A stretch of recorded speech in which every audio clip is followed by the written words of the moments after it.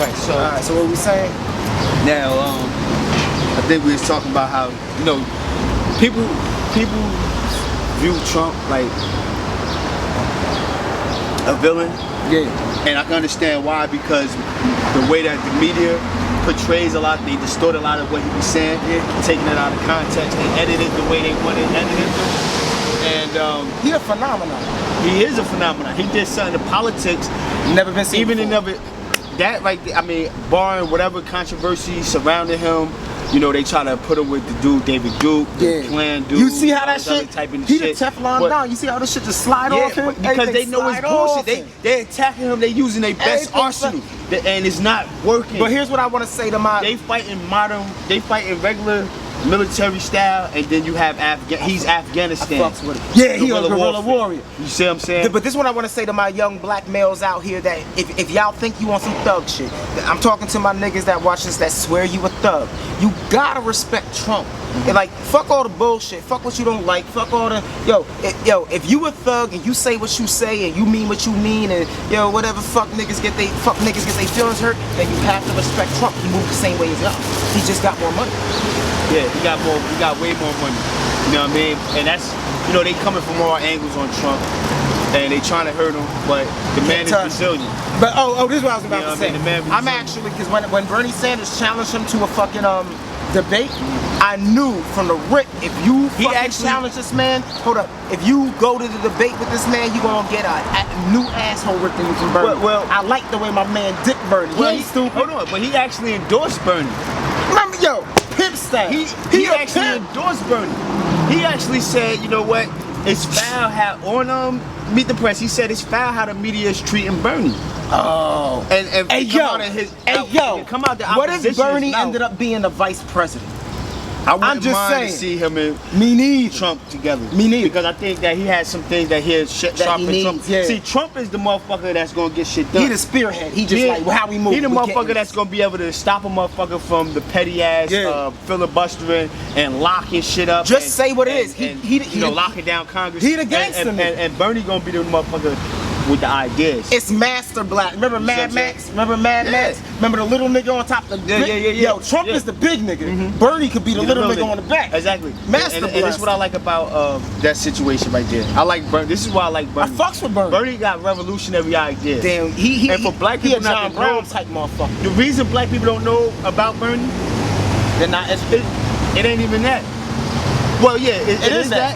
But why are black people why are black people not educated about Bernie? Because they don't want you to know about him. Why would they want you to know about somebody that's going to help you out? That's going to help you. Yeah, you right. You know what I mean? Okay, go ahead. I want to leave this Trump shit, and I want to get into you. I want your real thoughts on what happened to me last night. Now, this is just on some real, the common black man shit. Okay. So I'm walking. You good?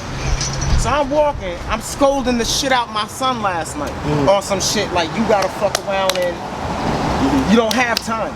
You gotta fucking man up right now. You about to be 16 in a matter of months. Yeah, so you preparing him for manhood, and also the world at the same time. It's man training. Yeah. So I'm scolding this nigga. One of these Jeeps that these cops roll in, right? Pulled up along me and my Unidentified or identified? No, it was identified. Okay. It was a straight official vehicle. But it was 3 cops in a squad car. It was about, no lie, 12:15 in the morning. Okay. I was going to fucking the liquor store to get me a motherfucking Guinness. Cause LBG Lounge was closed. Whatever the fuck that shit is down there, they closed. I'm talking to my son about this shit like, yo. Cops rolled by. They said, is everything alright? I told niggas. Now this the Al Ray Haiku show. I'll give you my government, Jason Xavier Sparrow. I looked at these motherfucking cops. They pulled me over. Like they pulled over on the side of the car like they gonna have a nigga shook. They say, is everything alright? Like they're coming to regulate. In my head, yo, you intruding on family business. So I said, hey yo, my name is Jason Xavier Sparrow. This my son. He looked distraught because I'm scolding the shit out of him, and he gonna be distraught for the rest of the night. What's up? And then they said, never mind, no problem.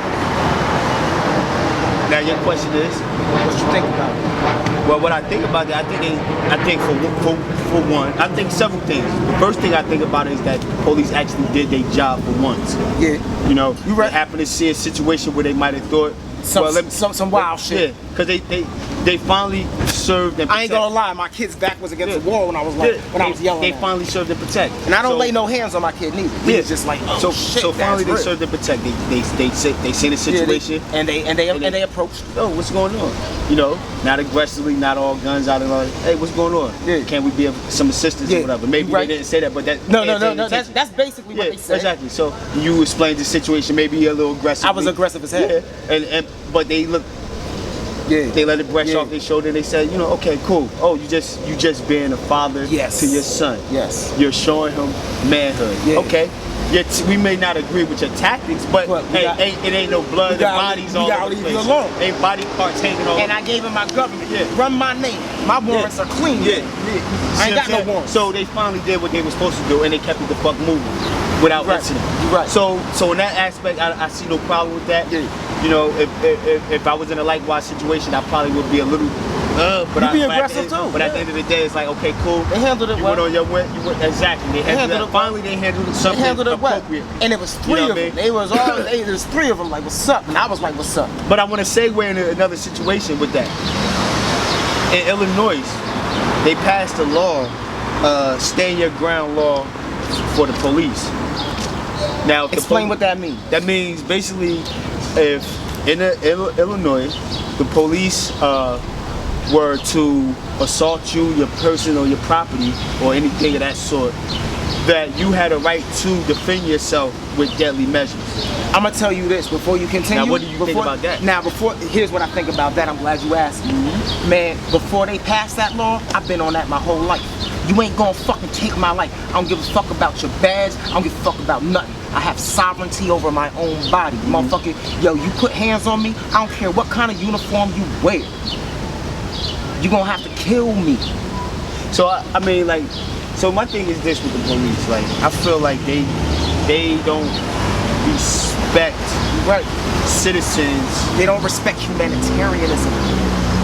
When you ain't a person of color. When you're a person of color. Well, I mean, primarily, I done seen them abuse. Felipe, say what up. Non-color. Say what up to these niggas. How you doing, brother? I done seen them disrespect non-colored people. Yeah, I'm listening. What you have to get a bottle of wine or something? Do you need bread from me? Because you the one cooking. You need bread? No, whatever you can bring, man. It's cool. I ain't bringing nothing, but I'll give you the bread to take something back, because after we recording, I'm gonna go back and I'm gonna go eat your shit. Oh man, that sounded crazy, but you know what I mean. You need bread? Yeah, they know what I mean. What up? Yeah. What up? You need bread? I'm sure to edit that part out. Yeah, edit that out. He probably won't edit it out. I'm gonna edit all that right. out. You need bread? No, I'm good, man. All right. As you were saying. So, yeah, he in there. But that situation where I like that kind of protection under the law. Where that's how it's supposed to be throughout all the states of this country. Yeah, it should be like that in its constitution. Yeah. I thought that the Second Amendment represented that when it said you had a right to bear arms against a government if it becomes tyrannical, because the police are the manifestation of a tyrannical government. You're and right. When I say police, I'm talking about the police, the Secret Service, the Treasury agent, the ATF, all these government officials who run around. They are with under guns, a tyrannical umbrella. Put you in handcuffs. Right. If you have the ability to run around with a gun on your holster with a pair of cuffs, you represent tyrannical government.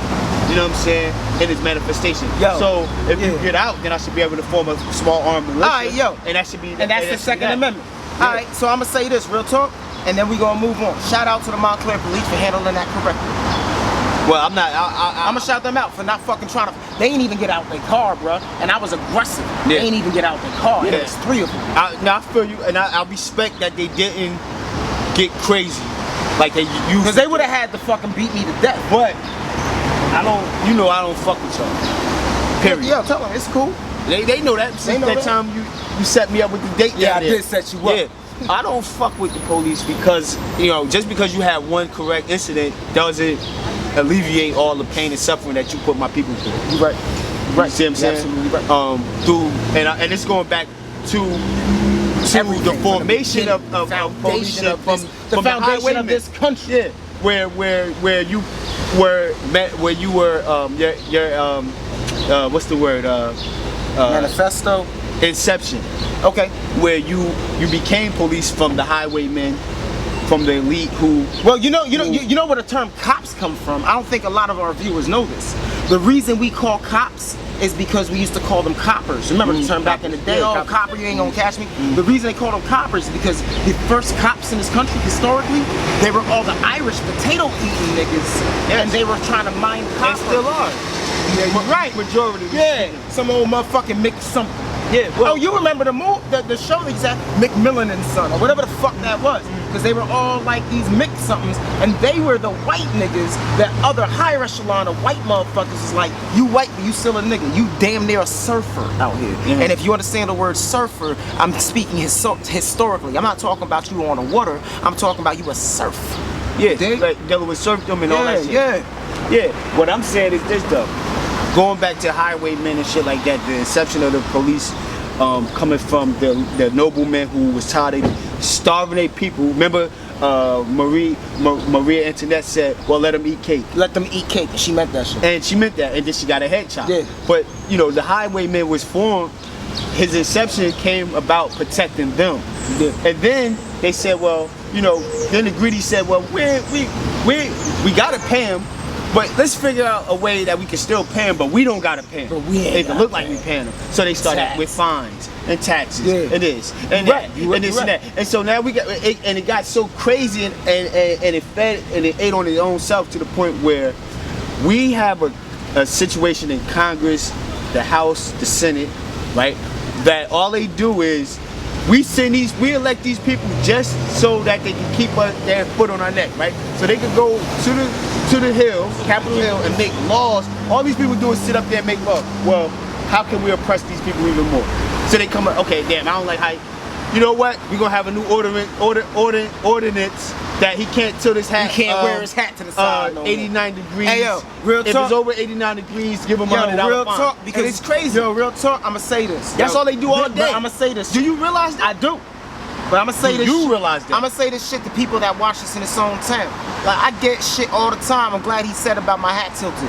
I get shit about this town all the time. I hear from old niggas. A lot of niggas in this town hate me for what?